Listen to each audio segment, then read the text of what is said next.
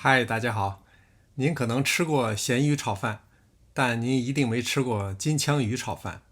我今天呢，就用金枪鱼和泡菜来做一次炒饭。最近 Costco 也卖泡菜了，又便宜又好吃，切成细丝备用。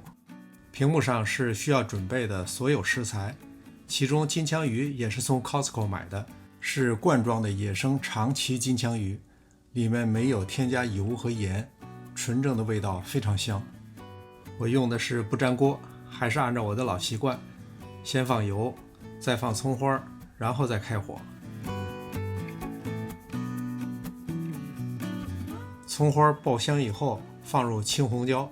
在这道炒饭里，只有这3样是需要大火爆炒的，但是不要等到青红椒全熟。放入金枪鱼，也有人叫吞拿鱼。再放入泡菜。如果您喜欢吃比较软的炒饭，就可以加一点泡菜汤。拌匀炒出香味以后，就可以放入米饭。如果这时候米饭是一坨，很难打散，那就要把火关小一点，甚至就把火先关掉。米饭打散拌匀以后再开大火，否则里面的蔬菜可能就炒过火了。泡菜比较咸，所以我就没放盐。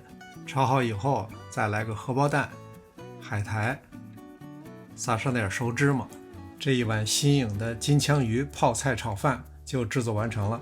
希望您能喜欢，临走前别忘了点赞订阅。这里是上市厨房，我们下次再见。